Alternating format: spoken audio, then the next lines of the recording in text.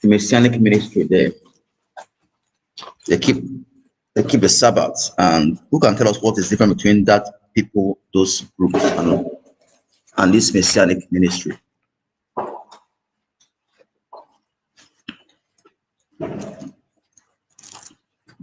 The difference. It's still the same thing we are talking about.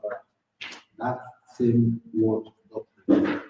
There is a very big difference in doctrine. They worship God on Sabbath day, but the way they practice it is different from us.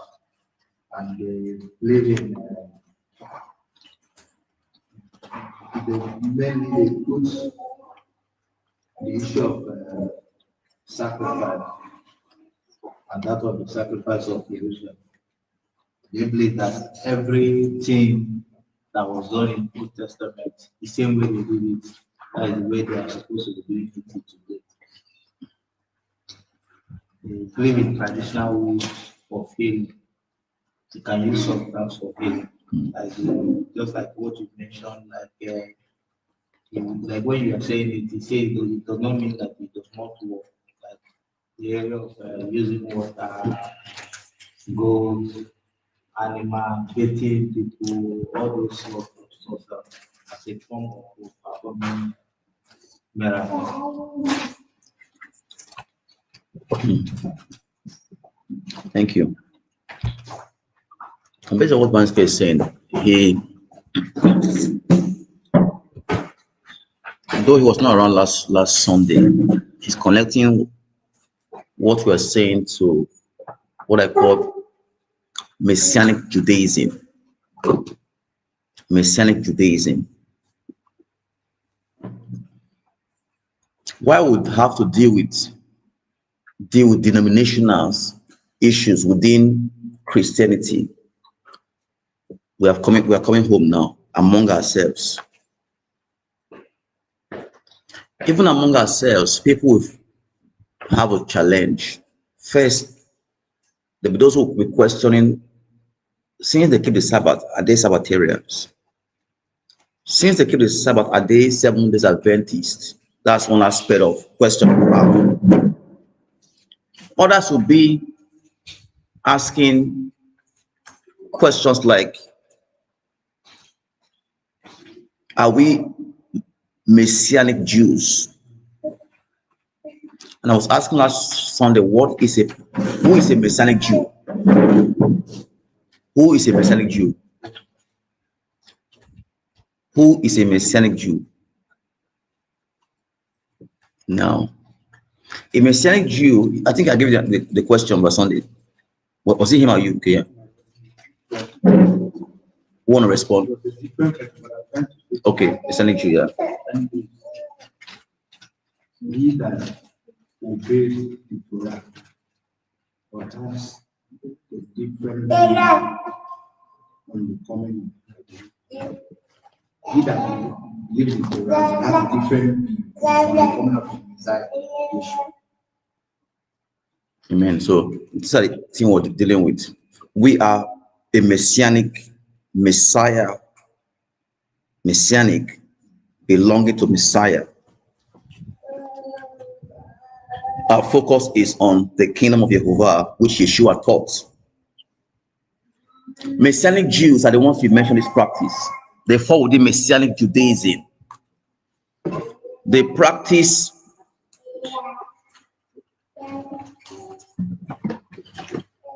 their practices are rooted not even really in the Torah, but in the traditions of the elders, like we saw in Mark 7.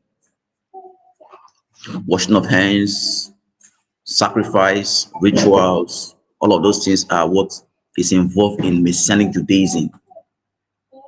That's where the issue of Talit Gadol comes in, even in prayers. They will wear this prayer shawl and wear this yarmulke, so this smoke cap here.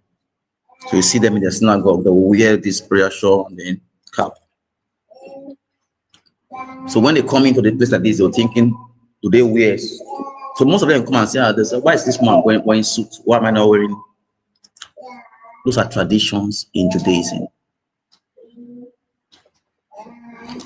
This way as we are coming into this way, there are those who don't want to attend the Sabbath here because they feel we are like those group of people. So when they come and see that Yeshua was even against those practices, Yeshua did not wear a prayer shawl or wear a small cap. You mob. He didn't wear it. So that's Messianic Judaism. They are a mixture of Judaism and faith in Messiah. And they have two different types. They are the ones that they are a mixture of the tradition of the elders and then faith in Messiah. And the other ones who keep tradition of the elders and still claim to be Messianic, but they believe that Yeshua is going to come, but has not come. The one whom you say you have has come is not the one they believe in. So these are different groups within the Messianic. So I want to speak about House of Israel being a Messianic ministry. Let's not mistake Messianic with Messianic Judaism. I also said that Judaism is what? Can you try? Can you try Judaism? Because we don't around last Sunday, so let me help you speed up. So I will ask those who were around last Sunday, so help them catch up. What is Judaism?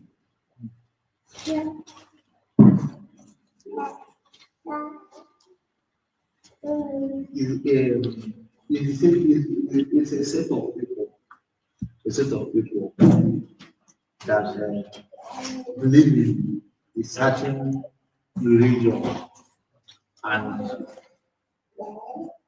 they identify themselves as Jews. Correct. So it's a set of people called the Jews who observe Judaism as their religion. Are we together? So it's the religion of the Jews. But how did that come about? Don't forget, God gave Moses the law, the Torah, and they made a covenant with Israel. There was no Judaism. There was no Judaism in Genesis to Deuteronomy. There was no religion. It was after the captivity, when they broke God's commandment and went into captivity, that this religion was adopted as a replacement of obedience to the commandment. So when we speak of the Judaism today, what many still practice is the religion of the Jews, which is an aftermath of the fall or aftermath of the breaking of the commandment. Are we together? Yes, sir. It is a breaking where it says that it was first given to the Jews. So how do you relate that to? Which one? I think he's talking about salvation is for the Jews. Something. First given to the Jews. Why talking about the Torah was given to the Jews? Torah was given to the Jews. Let's see the verse. Romans. Romans.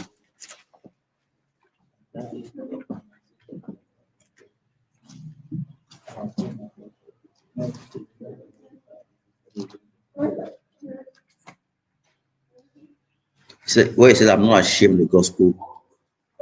Let me find it. I'm not ashamed of the gospel. Yeshua Messiah. Is it Romans 1:16?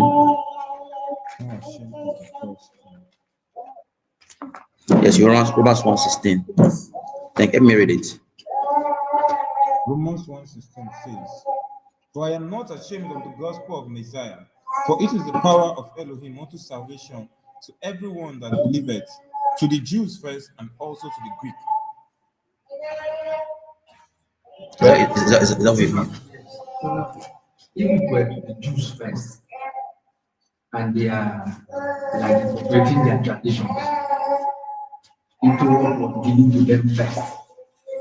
To a layman understanding, it might be like that their traditions was first honored to so many religious groups so that they incorporated the doctrines of the Jew into the worshipping of Jehovah. Now, don't forget, say the Jews first as a people. Okay, it was mentioned it. Jewish people as a group of people, as a people. Say it was first given to these people, not their religion. There's Judaism, which is a religion of the Jews, and there's the Jews, which are a group of people. So the gospel, the kingdom message that Yeshua brought came first to who? He came first. Yeshua came first. Is dealing with the gospel of the kingdom that Yeshua brought to Israel. It first came to the Jews. And that's why you see Yeshua speaking about first. He said something about the lordship of Israel. The lordship of Israel. When the sacrificial woman came and asked him to heal the daughter, she says he can't take the food of the child and give to dogs. So she said to him that, well, the dog can eat the crumbs of the bread. So we see the gospel first came to Israel. So even when it was ascended, he said, be witnesses first in Jerusalem, Judea, Samaria, then to the uttermost part of the earth. So the Jews speaking here as geographically or as a group of people, the gospel first came to the Jew. And that's one of the aspects we'll now address later on as we go further. That the Jews do not mean all Israel. The Jews means the tribe of Judah. Today, misinterpretation has taken the word Jews to mean all Israel. We're going to deal with that's an error as we go further. So we're dealing with a lot of error here. Now, if we speak of Jewish people as the Israelites or the Hebrew people, then we are saying the Torah was first given to Israel, the Hebrew people. The Torah was first given to the Hebrew people. The Torah is not religion. The Torah is not religion. The Torah is a covenant seal. It's a seal of covenant. It contains the commandments of Jehovah, which is a seal of covenant with him. When Torah is violated, like we said, mercy is retrieved. Captivity becomes the punishment. In captivity, they now adopted Judaism, the religion. They now begin to develop a means back to God. Because religion is the means back to God. For the Jewish people, the means back to God became a development of Judaism, which is Torah, which is tradition void of God. People do it in captivity. Because when they were in Babylon captivity for many years, they've lost touch of God. Even in Babylon, they lost their own tongue. They couldn't even sing the lost song in their own in a strange land. They've imbibed the tradition of this new nation. They were influenced deeply by this external world.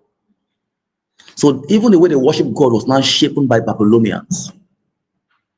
The national gods impacted Israel. They abandoned their own faith. Even when Solomon intermarried, so they took his heart away from his God. Solomon's heart was withdrawn from God by the strange women. So when it came to religion or worship, it became a mixture. It was no more pure. If they had stayed in the land and kept the commandment, they would have exported the pure religion. But once they violated God and went to captivity, they were introduced into what we call mystery religion. So even in their deliverance, they came back with a mixture of religion. Eventually, they went so far off from God that God kept sending prophets. That's why if you read Genesis down to Deuteronomy, it contains the instruction. Then Joshua down to Judges, it contains Joshua contains the narrative of the journey of division of the land or the inheritance of the people of God, of division of land. The allocation of the inheritance was what Joshua is all about. When Joshua died, let's look at it, Joshua chapter 24. Let's just, this will give us history. Once we have the historic background, it helps our journey. Joshua 24.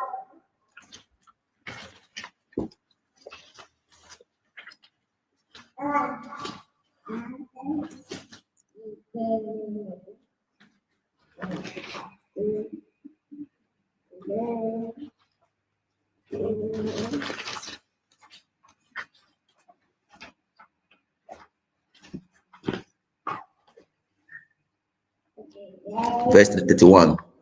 Joshua 24, verse 31 says, Israel served Jehovah all the days of Joshua and all the days of the elders who uplifted Joshua and have known all the works that Jehovah did for Israel. And so Israel served God all the days of Joshua. And then the elders who also outlived Joshua, when those ones died, will not enter into the book of Judges. When Joshua died and the elders died, Israel went into paganism. It took Joshua to contain them in God, just like an elder trying to keep children together, or a dam from breaking. So when the pool goes, the dam broke. So when Joshua died, the elders who had seen the work of God kept Israel together in God. But when those ones died, Israel went off to idolatry. From that point, God started raising judges. It began with Gideon, Deborah, he mentioned. When I entered the era of the judges, the era of the judges was never supposed to be. It was God's own remedying situation. So we now see a nation going from deliverance to captivity. It became a custom, a pattern. So once God raised one Joshua, Gideon, he sustained them in God. He dies, they go back. God will now raise Deborah. Deborah will now keep them, they go back. He now raises Samson.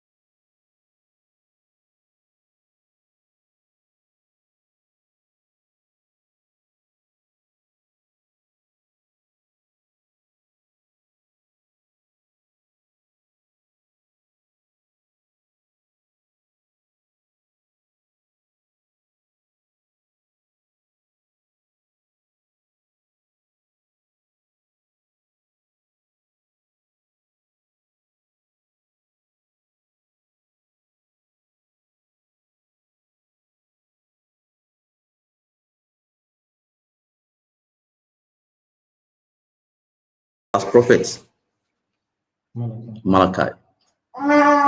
Malachi to Matthew is what called the 400 years. That was the last prophet. Think of Malachi's death, and God didn't send a prophet again to them. Those years when God did not send a prophet to them, what became their condition? You think they were their mind?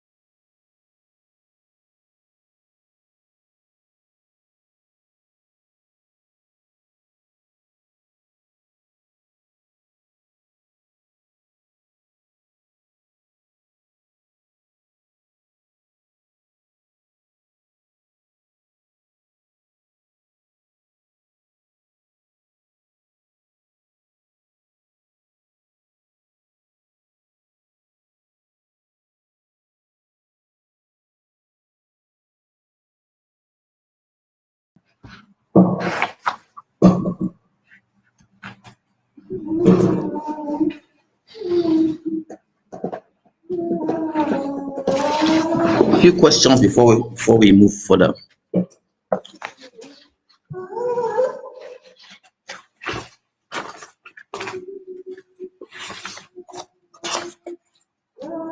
Yes, I have a question. Yes, ma'am. It was like this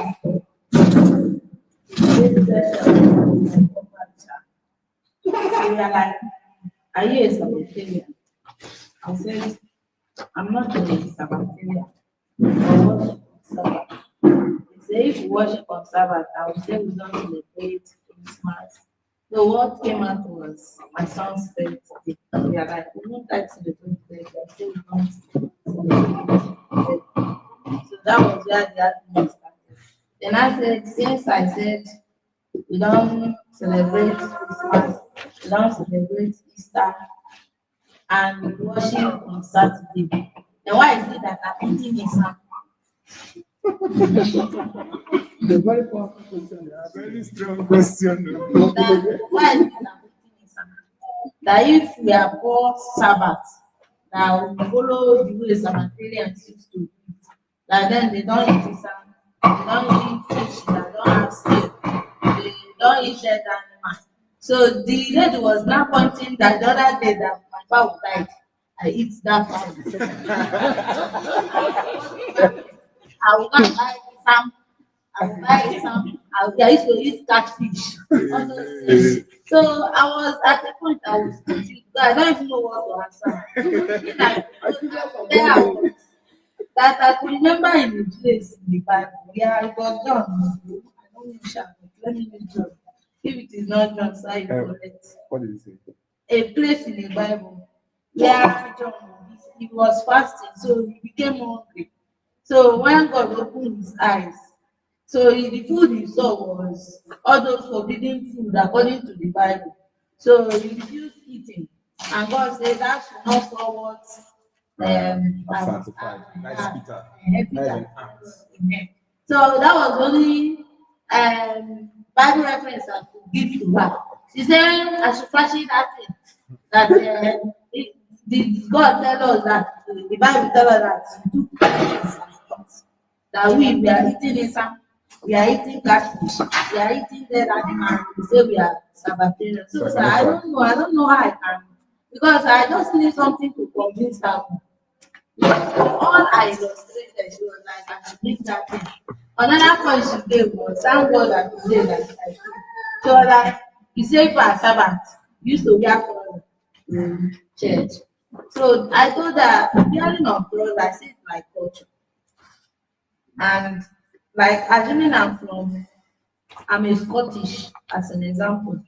And then their own way there is more of skirts. The men wear skirts. So would you say that then now they are defying God because of that culture? She said I should make that thing that we are not Sabbath, that they are just there deceiving them. So my question sir is, please, what are we? God, I can't even tell what we are again. Oh, What are we have mechanic. We have mechanic. we? Yeah. That's basic thing. And of the truth, she has some points, starting with the dietary laws. Woman, I you think- judge you. I think, I think Leviticus is it 21 or so. No, Leviticus 11. Leviticus 11. 12 and 13 or so. Focuses on the dietary laws, what we are to eat and what we are not supposed to eat. And the truth there is, many of these things that it's focused on was even for our own good, our health.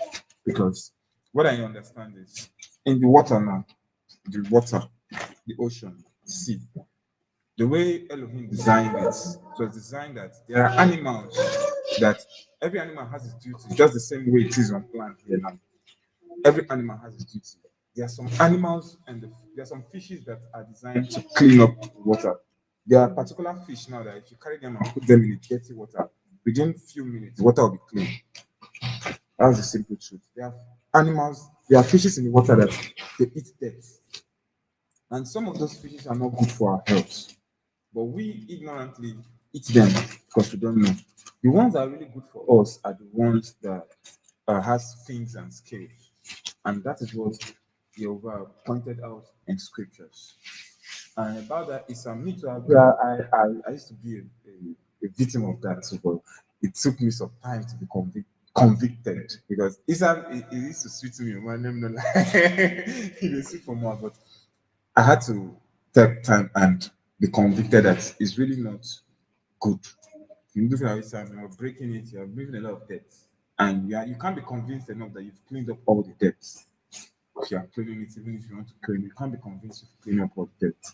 So that is that. Even crayfish, another funny truth. Crayfish itself is not really healthy enough. The fish itself, crayfish, that's why you see a lot of crabs. They are not so good. This catfish could be very sweet. But that's why they'll prescribe those. That is what. See, that is what our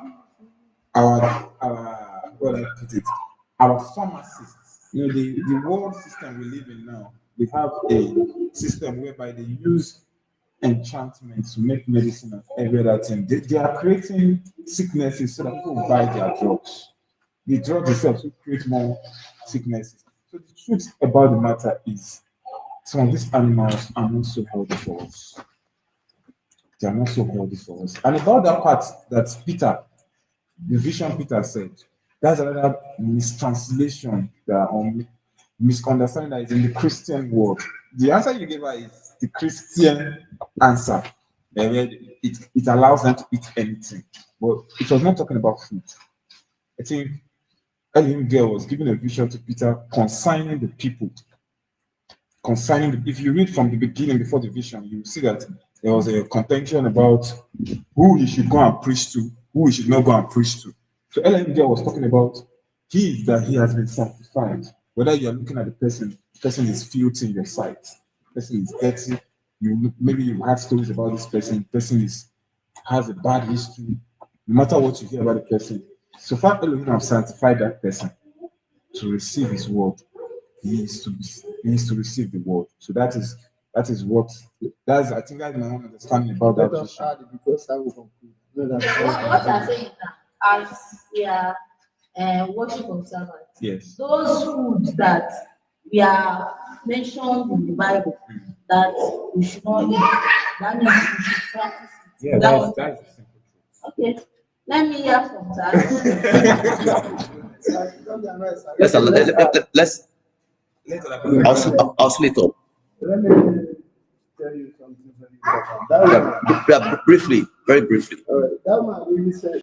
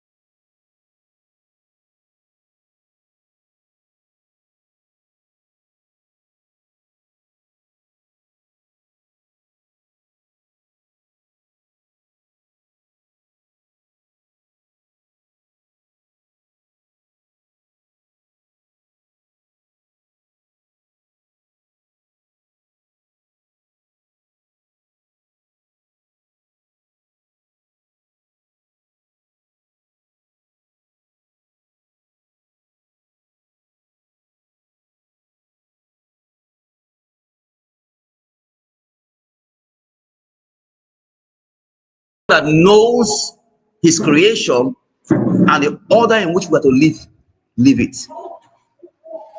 When I was to go to Liberia for a meeting, the seminary took our passport and asked us to go to Lagos Airport. I took the vaccine. I took the yellow card vaccine.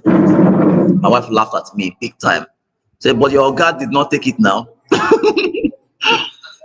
And I said, "If I didn't take that vaccine, I was not going to go to Liberia. I wouldn't graduate." But that's where I was 2 years ago. But today, I would rather not go and take that certificate. It's all a personal growth. What am I saying, ma? I'm saying that God governs what we eat, what we wear. You know, is that a question? I know that I'm satisfied with the aspect God wants us to be. The aspect of what we do. Because this kind of the thing, I don't know what to use to the way people design products. Because if you are checking from biblical reference, there was no place mentioned trust. It was only mentioned garment. From the definition of, I know dictionary was written by someone, but from the way they describe it, it's a garment. Garment is something that you can wear freely without any. Now, this trouser of it, bringing it to our denomination now, or our doctrine, or our Messianic profession, I don't really understand. Is it that trouser is bad, or is it that trouser is the garment meant for man? Because I don't understand.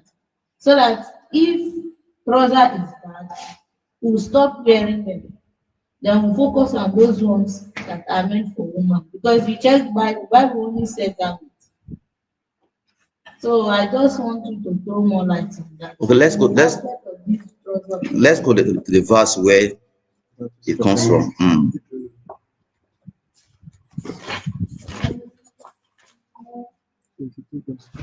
Yeah, let me read it out, please. The woman shall not wear that which pertaineth unto a man. Deuteronomy 22, verse 5. Deuteronomy 22, verse 5.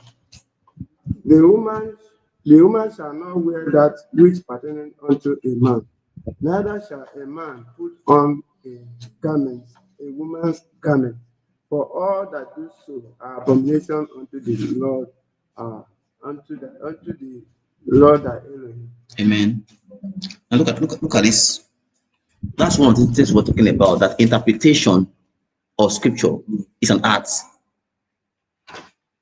You will deal with it last Sunday. How to delve to meaning. You have to know meaning. You have to just see and jump into conclusion. You must be able to draw out meaning. But the meaning we brought into scriptures has been done by people who are not trained. When they were not trained, so they just brought in, God told me it means this one. So denomination give meaning to scriptures the same way the Pharisees brought meaning, false meaning to the Torah using the Talmud. So they brought false meaning to scriptures. Now, what is this verse saying? Don't rush. Ask yourself, what is it? What is the verse saying? And don't tell me God told me it means this. What is this verse saying? Are you trained to know what the verse is saying? See what it says. Women shall not wear that which does what? That become the key word. Was to find meaning, you must find a key word. The word is the word pertaineth to a man. Pertaineth. So it's even here with the issue of gender. Gender. Meaning you can't switch gender. This one is a gender issue, not just about clothing issue, but a gender issue. A woman should not wear, it didn't say should not wear a dress, but in the later on, he now expatiated to us and said, neither shall a man put on a woman's garment, expansion, for all that do so are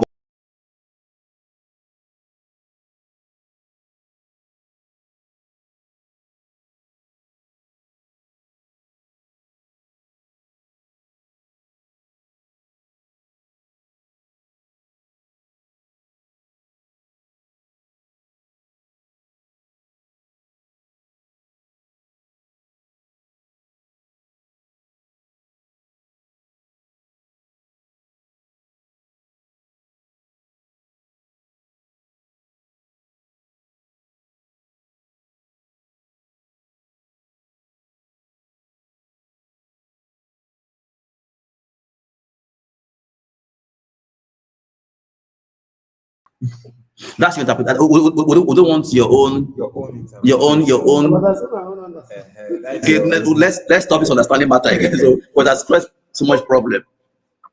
Because if not, you can't live in Europe. Most of these guys can't live in Europe or live in Texas or live in Orlando or New York, where this is what you see culturally, though not approved. The word pertinence is where we now come to the realization is speaking about transgenderism, cross-dressing. Like what we have this guy called Joe, what's his name? James Brown. Bobrisky for the category, James Brown for the category. And then those who are not transferring say, I'm not a male, I'm a woman. That's cross-dressing, transgender is what he's dealing with here. That one is an abomination for God. So when myopic interpreters from the denomination take a text like this in their own age, this text in our own age gives clear clarity that it's not speaking about clothes or speaking about a changing of gender. You're wearing what pertains to a man. Why? You want to be like him. What is the motive in the first place? What is the motive for a woman to wear what pertains? Not that she does not know. The word pertains makes us know. She knows it pertains to this gender and she wears it. What's she doing? To imitate, one. To deceive, two. To overrule, three. So the motive is really, really deeper than just say you just woke up morning, just go to market, just wear trousers. Say no, that's not what it's about. God does not condemn trouser wearing. God condemns people wearing what pertains to the other gender, which could mean transgenderism, cross-dressing.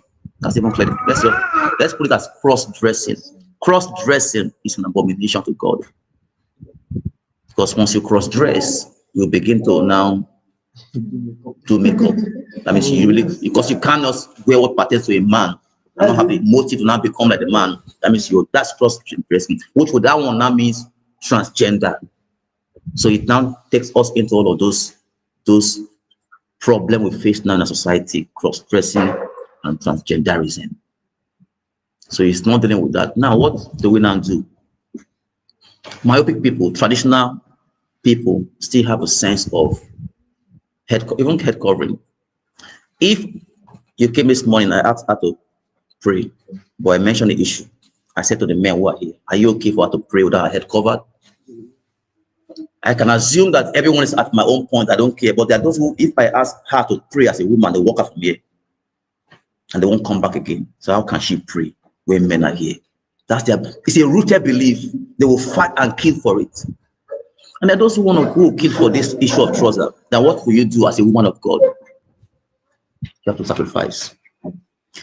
See, if this work will grow to a level, I believe trouser is not an issue. But my wife, I may have to come to a point where we know, but if we do this work in this community, if it's an issue for them, well, just cover it, just sacrifice it for the people. Sometimes a greater good has to be in view. There are those other pastors where they wear trouser. I've asked my wife sometime to come in trouser. She was on the pulpit. I didn't see what I saw now. But there are those who, if they see that, and that's the end. But I want to reach there. So what do we do? It takes time. So what do we do? We must compromise that. If you be a woman of God, you must make the sacrifice. But if you want to wear trouser on the basis of that, that means the pulpit, you won't climb the pulpit. But you can still work and be as a member. Or a deeper level of leadership.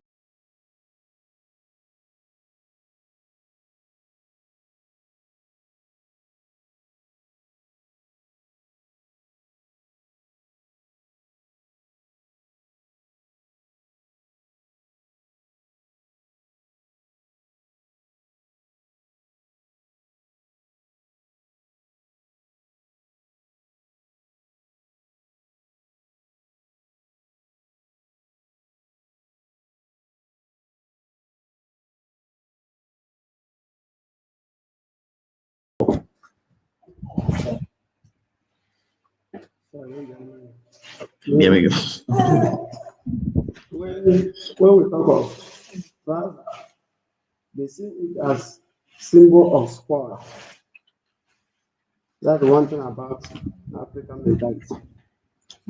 According to Jeremiah chapter 4, verse 30, he said that This group, they knew all those verses. They know they mastered he it. says, and when thou art spoiled, what wilt thou do?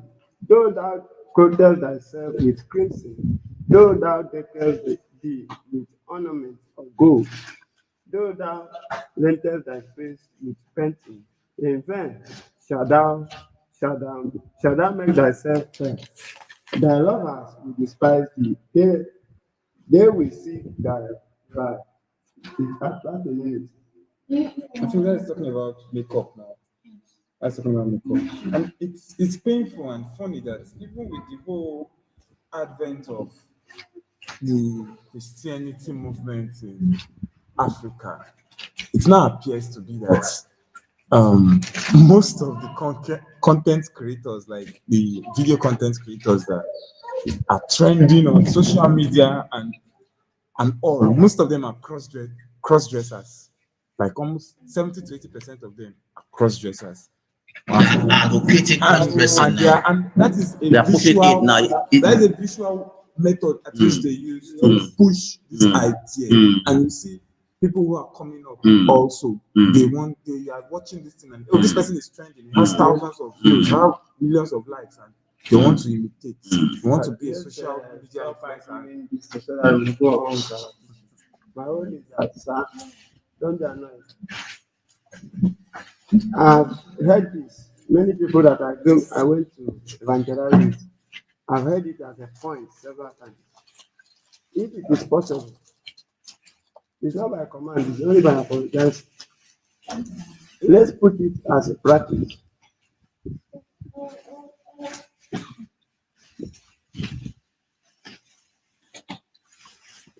of wearing trousers and hair cover. You mean that women should not wear trouser Yeah. and cover head? Why? What? I just said my mind. No, why? Why? Give why? No, if you give us why, then we'll do The it. Bible says that Okay. Where's the Bible that said Where's it? the Bible?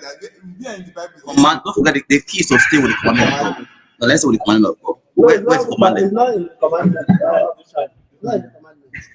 If you can bend to that, you can bend to any other things. If you allow this that is not in the commandment to be, they can bend. That's compromises. No problem. But wait, another thing there is, you see this thing of trouser. In those days, what we see there, like what we see in Deuteronomy, it says men wear garments, women apparel, men garments. Those are two different dressing patterns. And there's also an article I read. I don't know how concrete this article is. I don't know how concrete the article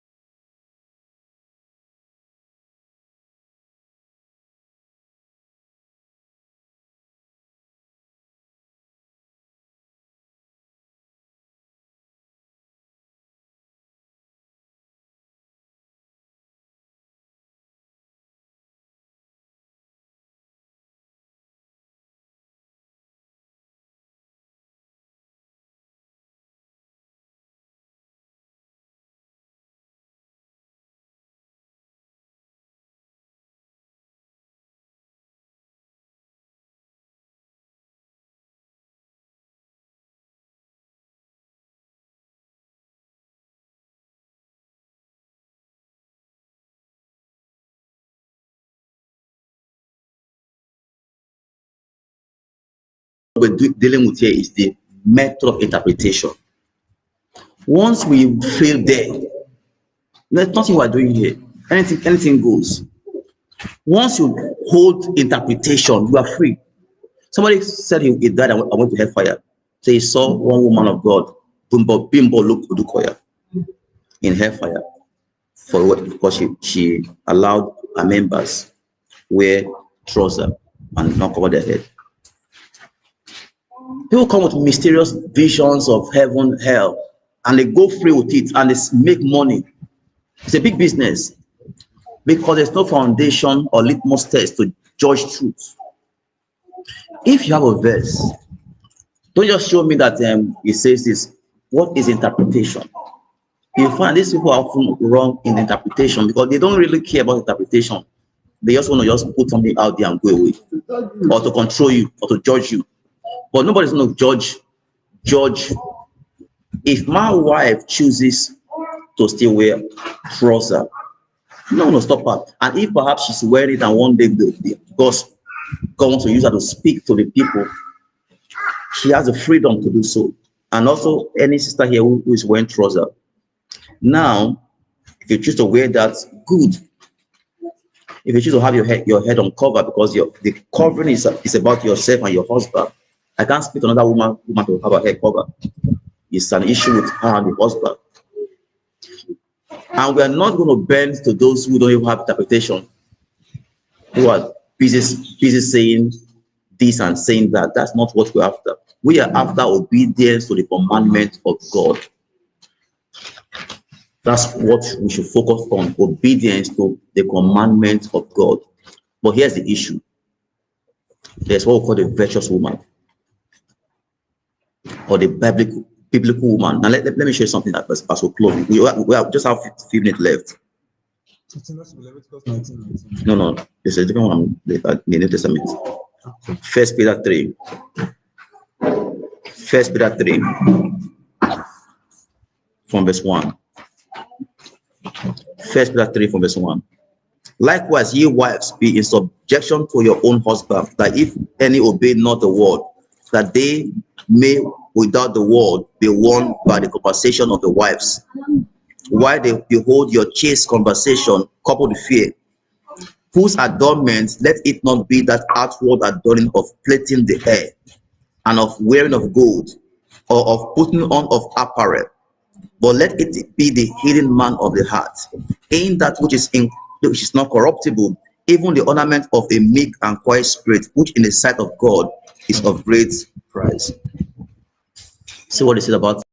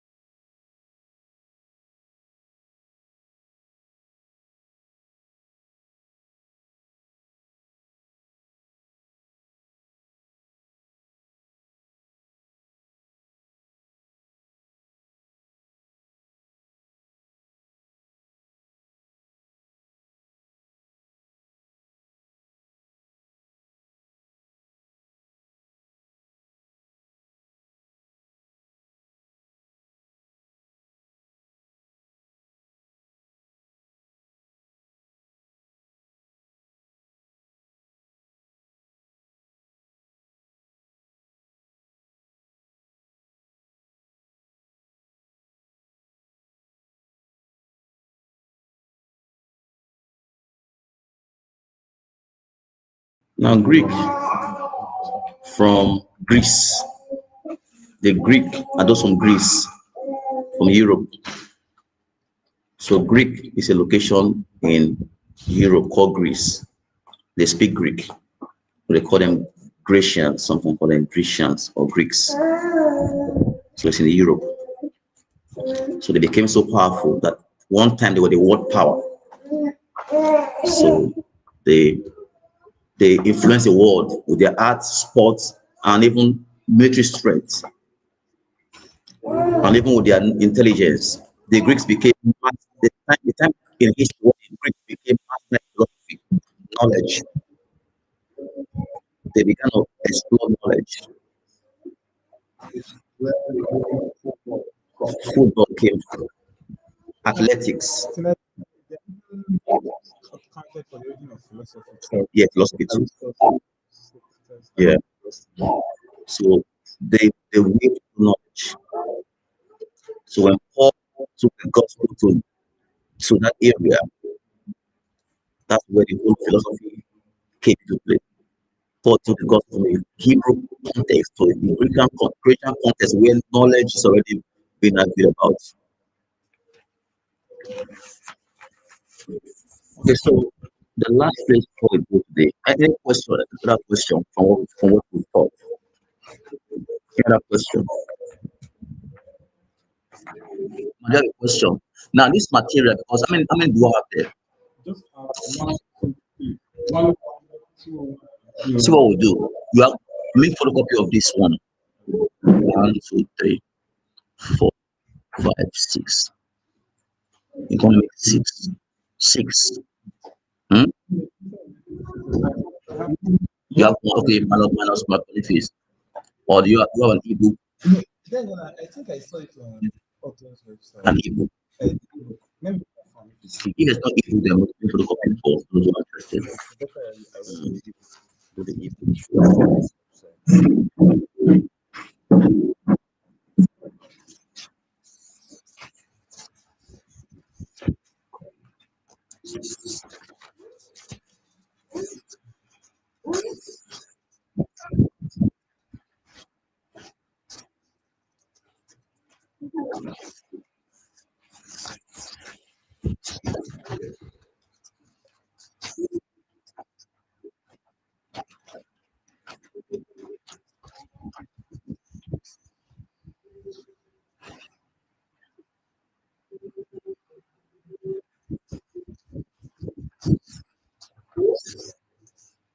okay, yes, it's here. 1, 1, 2, 1, 2, 1. Is it downloadable? Yes. Okay. Collected the Do you have a smartphone? Okay. should I print it or just send it on? If you have smartphone, can we give you an ebook? Maybe from the phone. Is that okay by you?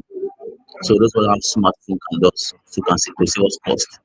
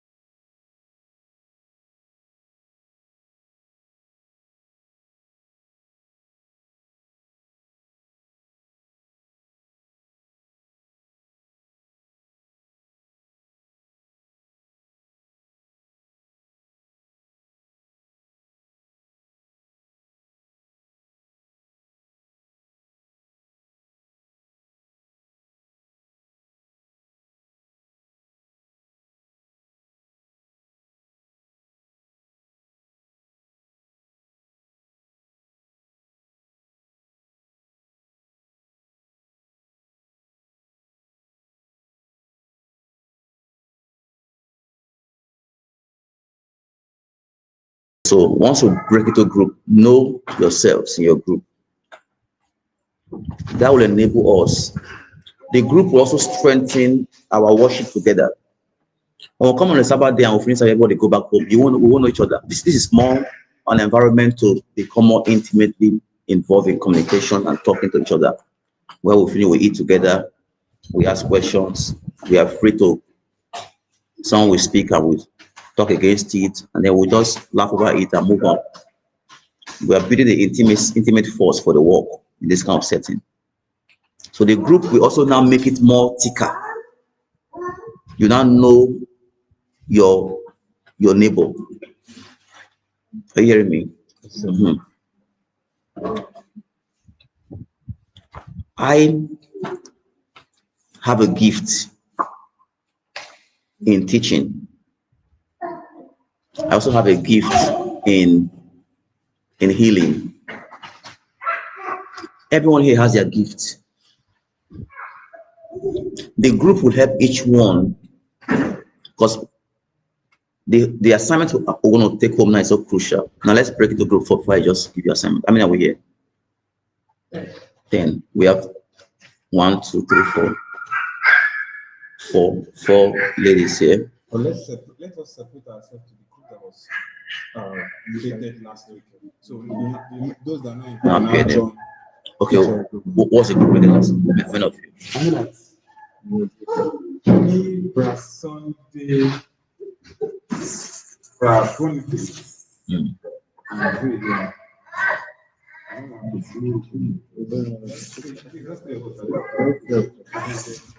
Four of them. Why you won't go So we'll add now. So since we have women now, we'll now ma. So your own group, you. So I'll add my sister with you. 1, 2, 3, 4. How about that group? How many female? 3. Eh? We'll see about unsecure. How many are we total? Plus unsecure. What of now? Your husband. That's 12 now.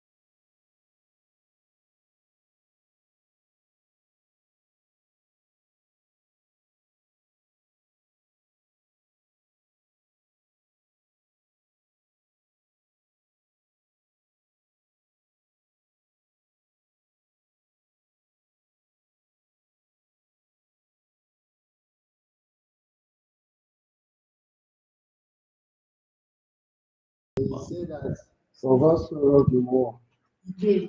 he gave his only begotten son.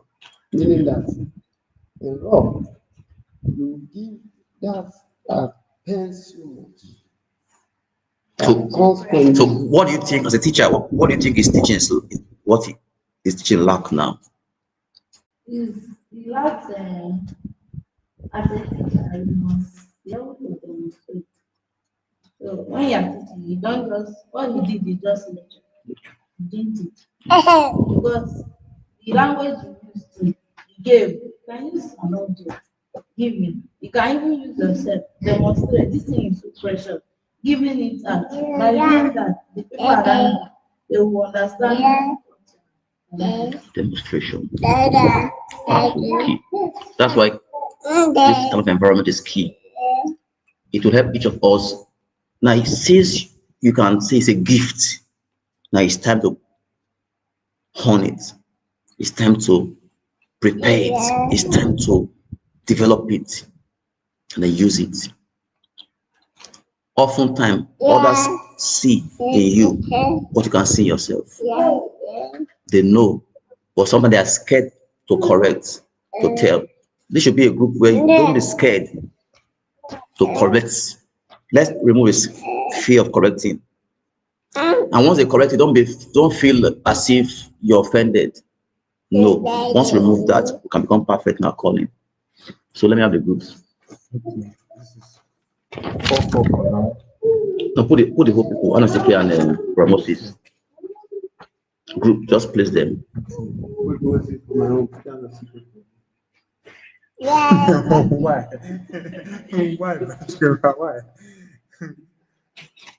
Why? Why? Just tell me why. See, what about two of them? Where do you Which group? Bro, Chris, just fix him. It's with us and Joel good. Then search plan. Okay, I'll see here.